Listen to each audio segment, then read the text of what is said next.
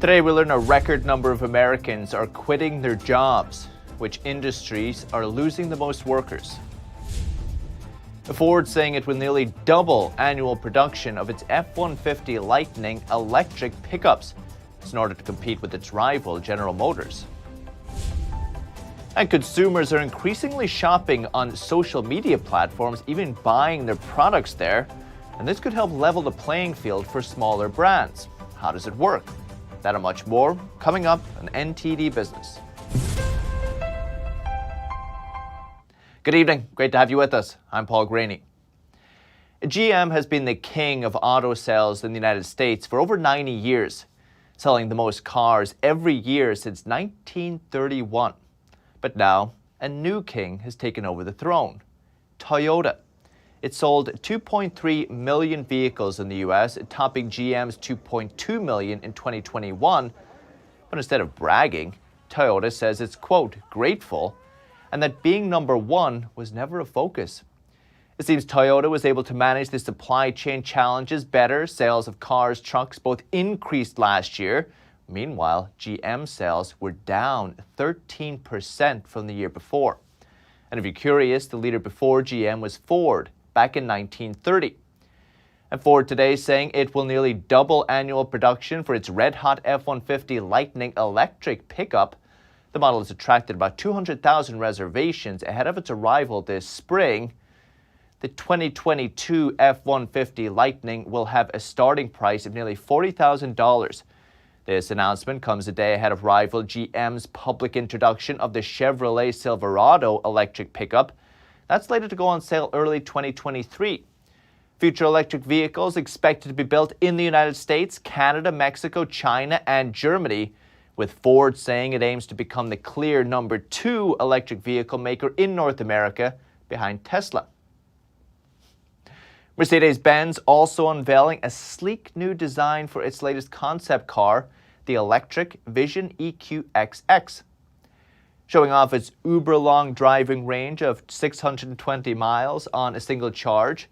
Supposed to be Mercedes' most efficient car yet, beating out the Lucid Air, which has the longest range currently on the market by about 100 miles. Also beating the longest range Tesla by 200 miles. But don't expect to be able to buy an actual EQXX anytime soon. It's only a prototype. Mercedes announced last year it's investing $45 billion to electrify its lineup, hoping to go head-to-head with Tesla. It also says it will be making electric cars in its new car segments by 2025. It's only making electric cars. And an update on the Elizabeth Holmes trial in the Theranos fraud saga. The founder of the blood testing startup Theranos has officially been found guilty of defrauding investors. She could now face significant jail time. NTD's Colin Fredrickson has the details. And she must now face sentencing for her crimes. Elizabeth Holmes left the courthouse Monday night expressing no visible emotion after being found guilty of 3 out of 9 fraud counts and 1 of 2 conspiracy counts. The prosecution did a very good job. They had a hard job to get through all of the technology, all of the science behind it, and to show the intent to defraud investors. Rachel Fizet is a managing partner at Zweibeck, Fizet & Coleman. Fizet says the jury found her guilty mainly of defrauding investors. Those amount to approximately $145 million. And those were the charges that she was found guilty of, which means they thought she was misrepresenting the technology, the company to investors. Each count carries a maximum prison sentence of 20 years each, and it is likely Holmes will have to pay restitution. Michelle Hagan is a legal analyst at Trial Ready. Hagan says this is a wake-up call to Silicon Valley. Or to anybody out there, any business owner out there who makes statements that are misrepresentations or false or fraudulent. Aaron Solomon is the chief legal analyst of Esquire Digital, a marketing agency for law firms. Solomon says Holmes will likely appeal. Because it was a split decision, meaning that she was found guilty on some of the counts and not guilty on some of the counts. The sentencing date has not yet been determined. Colin Fredrickson, NTD News. We've all heard about the labor shortages and supply chain problems at California's ports. But did you know the LA port has never processed as much cargo in a single year? The Port of Los Angeles reported 2021 was its busiest year on record. Over 10 million 20-foot containers passed through the port last year, 13% more than the previous record. In fact, officials say they're experiencing higher productivity than ever before, even before the pandemic. They expect the pace to continue this year. And AT&T and Verizon say they will hold off on activating 5G services near airports until at least January 19th. Decision comes amid feared widespread disruptions to air travel and shipping and a potential legal battle over the matter. Aviation industry officials had been expected to sue the Federal Communications Commission. That was a last-ditch bid to keep the rollout from taking effect on January 5th. In December, the Federal Aviation Administration warned that it planned to ban pilots from using a key aircraft instrument. The agency is concerned that 5G signals could interfere with the devices. Movie streaming is a big business and it's growing, but many streaming platforms are actually unprofitable. But alas, media groups continue to plow money by the billions into the industry. NTD's Evelyn Lee asks why. The top 8 U.S. media groups will spend at least $115 billion this year on new streaming content, according to the Financial Times. That's although video streaming loses them money. And on top of that, there are concerns that subscribers won't be growing much in 2022. So why would any company do that? Well, they're really looking at the long-term game. The business model is to get you as a consumer addicted to the streaming platform and then start to raise the prices. The CEO of Centerpost Media says the way we watch TV has also changed. And in the end, companies will follow whatever the viewer will do. But according to the Financial Times report, right now companies like Walt Disney, Comcast, Warner Media, and Amazon will see losses when it comes to their streaming business. Jeffrey Harmon is the chief content officer at Angel Studios. He says that many of the companies are in an early phase of what Netflix went through as well. When you look at Netflix, they didn't make money for decades, like 14 years or so? I don't remember the exact, but they've just reinvested and reinvested and reinvested. Although through debt, Netflix built up a big audience and became profitable. Miller calls media a high-stake poker game that could bring a lot of money if successful. The major studios have always wanted to own the distribution platforms. That's why they invested in movie theaters. It's why they invested in radio networks and broadcast TV networks. And it's why they're investing in streaming platforms today. But for the future, Harmon thinks that production costs will need to be spread across more people. It's around ownership to where the community, the viewers own the content that they are watching. So if you want to make, like The Chosen as an example, the best example, 19,000 people got together, said we want this show to exist. Miller has a similar take. He says major studios need to figure out a taxation model similar to cable TV. Evelyn Lee, NTD News. And top consulting firm Accenture says that social commerce is growing fast. It says it will level the playing field between the e-commerce giants and smaller businesses. NTD's Evelyn Lee has details on this too. The social commerce market is exploding. That's what Accenture found in a recent study. And apparently it will grow to make up almost 17% of all e-commerce by 2025. Why? A general manager at TikTok called it word of mouth on steroids. But you have to know who we are to come to our website. With social media, you can find us through a hashtag. You can find us through working with someone else. And so it is day and night. People trust recommendations from their family and friends and get inspired by them. And now influencers can also play that role. Sanchez is a marketing manager and entrepreneur. She founded a nonprofit and says 90% of her sales in 2021 came from social media. And we don't even have a large following. Like, we really don't. And it's just the power of being able to have these partnerships with other people that are able to wear our shirts or hoodies or express our kids' boxes or our craft books. And so really leveraging that, people are able to shop directly. Accenture says that social e-commerce actually levels the playing field for small businesses. It gives them easier access to more customers. In its survey, the consulting firm found that almost 60% of users are more likely to buy from smaller brands when shopping on social media. Not only that, Sanchez says it also helps to bring her brand to life. I think that you can read something on a website, you can read a product description or whatever it is, but when you're physically seeing it, the day of the life, the brand's language.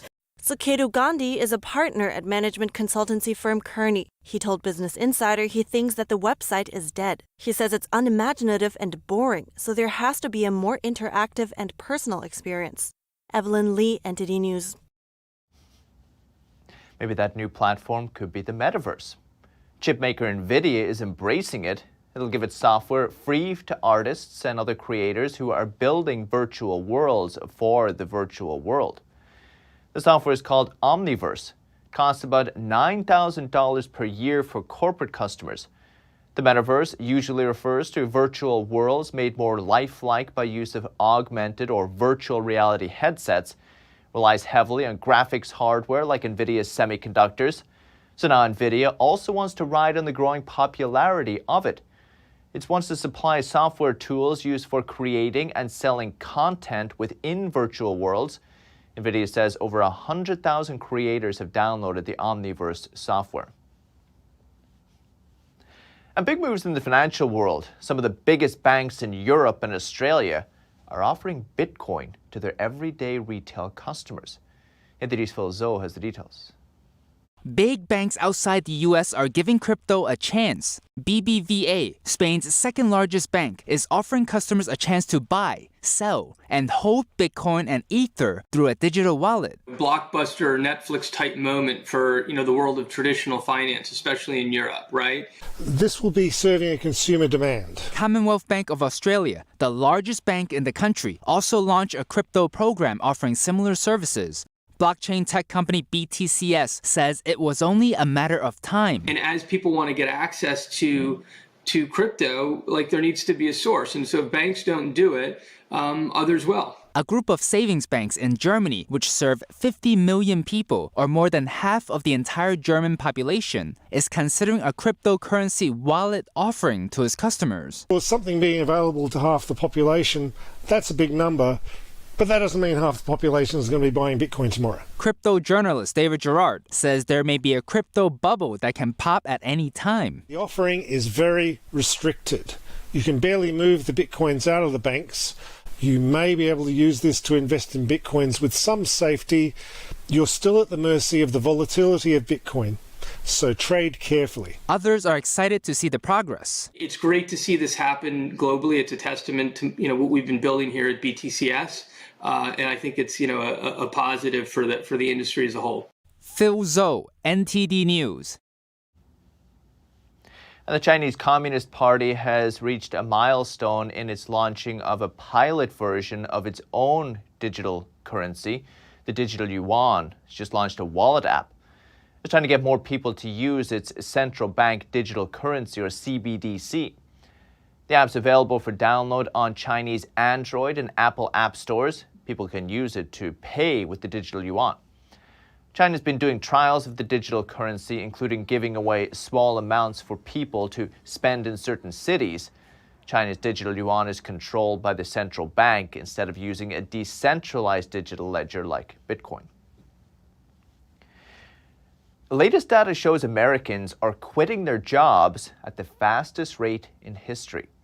4.5 million Americans left their post in November, about 3% of the working population. If you're a restaurant owner, you're probably finding it hard to keep staff. About 160,000 quit in 1 month. Americans are also leaving healthcare jobs too. It's been dubbed the Great Resignation. Some online say they've quit for better working conditions or pay. Others speculate vaccine mandates are pushing some people to find new jobs. On Wall Street today, the Dow scored a record closing high for the second straight day in a row. It rose at 215 points, about 0.6%. S&P 500 was pretty flat today, losing about 3 points. And the Nasdaq lost 210 points, about 1.3%. The yield on the 10-year Treasury note, a key component in the price of credit card debt and mortgages, has risen steadily over the past month. Now it's approaching levels rarely seen since the middle of last year. Could mean more expensive debt servicing for you. The Federal Reserve had been buying treasuries to intentionally keep the yield low so borrowing costs are cheaper for you and the government. The Fed says that stimulates the economy. But it's also inflationary. Now, the Fed, worried about inflation, is slowing down its purchases, and not only that, it may even reduce its Treasury holdings, which would likely push yields higher, make it more expensive for the government to finance its debt. So with Treasury yields on the rise and possibly going even higher, we're joined by Joseph Trevisani, senior analyst at X Street. Joseph, great to see you. Happy New Year. Happy New Year to you. Nice to see you. Joseph, what do you think with such high deficit spending, high debt, post-pandemic?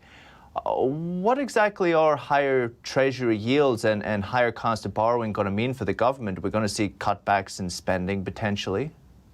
Well, that would be the logical thing to assume, but I don't think that will happen. I mean, you are a ways from where the government outstanding debt and the interest rate that they have to pay on that will be a problem for the budget. I think with the current deficit outstanding right now, the current budget shortfall, and also in the existing debt, you will get about, I believe it's $200 billion a year more in interest payments for the government's outstanding debt for every point that the Treasury rates rise. Now, that's across the whole spectrum of rates. Of course, they have a very wide spectrum of durations that are due. So it's a consideration for the government, but I don't think that's going to be the immediate one. The immediate one is going to be its effect on the economy. Well, what do you think as we come out? It looks like the job market is really strong. The labor market, it appears, spending is up. We spoke with top business people recently. They're predicting a strong year in 2022. They feel people are still willing to spend. Do you think it's going to have any negative impact in the economy if rates do rise? I don't, at least not from the point we are now. The Fed funds rate is 0.25. That's the upper target. The 10-year Treasury is about 1.67 today. It's up 17 points in the first 2 days of trading this year. That was sort of delayed last year, even though the Fed made it very clear in the December FOMC meeting that rates were headed higher, that we're going to do this and we're very serious about this. So, but at this point, I don't think you're going to get any real effect on such a strong economy and a strong labor market from another point or point and a half rise. So I think the Fed, from an economic point of view, has quite a bit of leeway to let rates rise. And there are two things involved here. There's the Fed raising the Fed funds rate, but there's the Fed also permitting, at least not rhetorically impeding, Treasury rate rise. And the Treasury rate rise is actually has more impact on the economy. In what sense, from the perspective of mortgage rates and credit card debt in this way rather than from the government itself, right? Exactly. The rates that the commercial market keys on are the Treasury rates, usually the 10-year and longer, maybe the 30-year for the mortgages. So that's where the real impact for the economy comes from. The Fed funds rate is indicative, but nobody really trades off the Fed funds rate as far as commercial rates go. But I think this news that the Fed are even talking about or considering offloading part of their balance sheet, it's an incredible turnaround, right? From even just a couple of months ago when we were still gung-ho bond purchasing and not even thinking about raising rates and inflation was under control. And all of a sudden they're talking about offloading the balance sheet. That's an incredible turnaround, right? It's incredible. It's like you probably don't remember, there's an old novel from the 1970s called Love Story, Eric Siegel, made into a movie. Ryan O'Neal and Ali MacGraw, I believe. And the key line is that love means never having to say you're sorry. Well, apparently, being a central banker means you never have to say you're sorry either. They do this incredible turnaround within 2 months, and they're on an entirely different policy. And there isn't any question about did their devotion to buying bonds and flooding the economy with money create a good portion of this inflation. And my guess is, not my guess, my assertion is yes, it did. Nevertheless, the turnaround is something that is going to be useful and necessary. The whole bond problem, meaning their huge balance sheet, is an interesting addition to the rate policy. Joseph Trevisani, really appreciate it. FX Street, thank you. My pleasure. Thank you for having me. With that, we're going to take a quick break, but still to come. No more running around trying to find self-testing kits. You can now get an online product tracker to find one for you. That's at least until the government starts sending them out for free. And the tech industry heads to Las Vegas for the annual Consumer Electronics Show. City officials say there's proof that businesses are once again ready to make deals in person. That and much more coming up on NTD Business.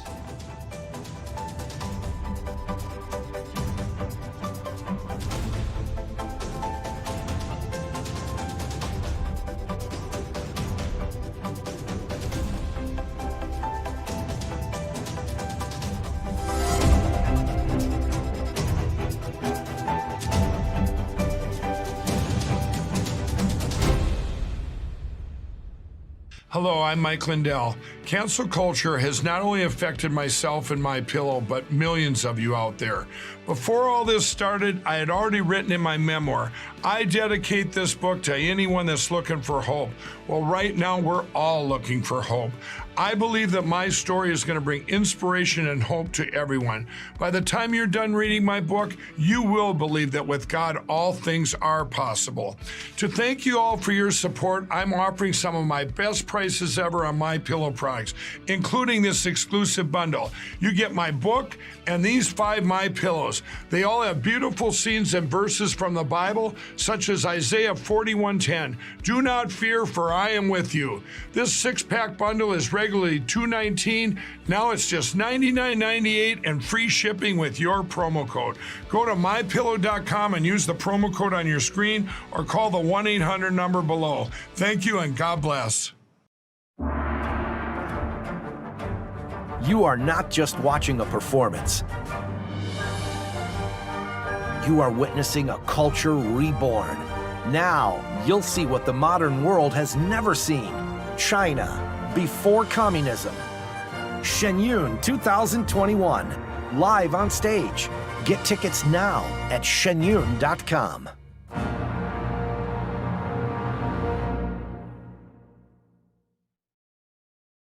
There are 16 million children struggling with hunger in America. That's 1 in 5 daughters, sons, neighbors, and classmates who don't know where their next meal is coming from. Yet billions of pounds of good food go to waste every year. It's time we do something about it. Feeding America is a nationwide network of food banks that helps provide meals to millions of kids and families in need. Visit feedingamerica.org to help them feed even more. Together, we can solve hunger. Together, we're feeding America.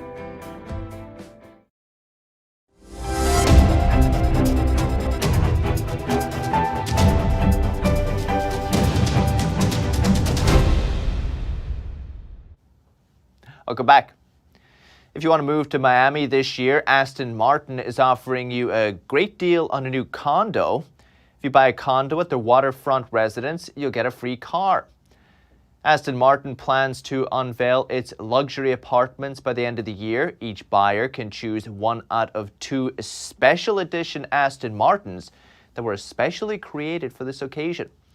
Another great bonus for those who can afford it at least, because the condos will start at $5.5 million. What better way to celebrate the new year than fine dining at a top Michelin-Starred restaurant? But how much will it cost you? NTD's Phil Zoe takes a look at some of the most exclusive and most expensive restaurants around the world. How much does it cost to dine at a highly sought-after Michelin-Starred restaurant? On the low end, pay as little as $1.50 at the famous Hawker Chan food stall in Singapore, where foodies will be served its savory soy sauce chicken and rice dish. But according to cooking website Chef's Pencil, after surveying 500 restaurants, Michelin-Starred dining usually costs around $400, and it can go much higher. This is an experience of otherness. It's almost like a different dimension of dining. Making it to the top 10 most expensive Michelin-Starred restaurants include places in Spain, Italy, France, and New York. But Japan alone dominated the list with 5 restaurants in Tokyo and Kyoto. Discipline. There's something about a Japanese discipline of looking at things with such a seriousness. The host of the Iron Chef show told CNBC, Japanese chefs usually source their seasonal fish from across the globe, increasing their costs. He says restaurants are also always smaller, sometimes seating a maximum of 8 guests in the entire restaurant, offering diners a more intimate experience with the chef. While Tokyo has the most Michelin-starred restaurants per capita, the most expensive restaurant is in Ibiza, Spain, charging diners $1,740 for a 20-course meal that comes with an immersive virtual reality experience, along with sound and special effects. Phil Zhou, NTD News. It's a whole new world. And many Americans are apparently struggling to get CCP virus home testing kits amid the Omicron variant surge. But now the same product tracking platforms used for popular Christmas gifts are being used to help stop the spread. Product trackers check the availability of items at retailers, then they notify users when something is in stock.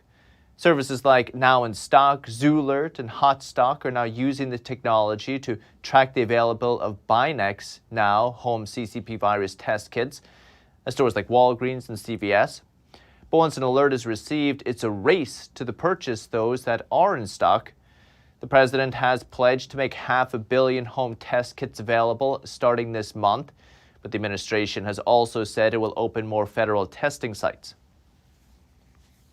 And the tech industry is flocking to Las Vegas for the annual Consumer Electronics Show, or CES. City officials say there's proof that businesses are once again ready to make deals face-to-face, even amid the new Omicron variant. NTD's Andrew Thomas reports. The annual CES Gadget Convention was held virtually last year. This year, there will be a hybrid of online and in-person. The convention has been cut to 3 days instead of 4, following a rise of CCP virus cases and the withdrawal of some of its best-known tech presenters. But confidence is still high. Having shows like CES come in person, even if it's with a smaller footprint, is an important step in our recovery efforts and for their industry as well. And we're so excited they have over 2,000 exhibitors who will be displaying, and even despite having some drop out, they even had over 100 more exhibitors sign up in the past couple weeks. Las Vegas depends on tourism and the convention business. CES is one of the biggest conventions the city hosts. About 170,000 people attended 2020's gathering. CES is the global technology show in the world. It is the largest, most prestigious show, and deals get done at CES. There are a tremendous amount of exhibitors who are looking to book business for the years and decades ahead. Despite a year-long shutdown due to the pandemic, the city booked a full schedule of events since it reopened in 2021. Hosting more than 40 conventions between June and December. And even during the height of the pandemic in 2021, we signed deals with 14 new customers to come inside the building for shows they're going to host in 2022 and 2023. And starting with CES, this represents one of 45 shows we have on the books here at the Las Vegas Convention Center in 2022. Organizers decided to bring CES back this year, requiring all attendees to show proof of vaccination. Masks are also required indoors at all events. Free rapid tests are being distributed to all attendees. CES is set to open on January 5th, following 2 days of media previews. Andrew Thomas, NTD News. That's the latest business updates for today. Thank you for watching. We'll see you tomorrow.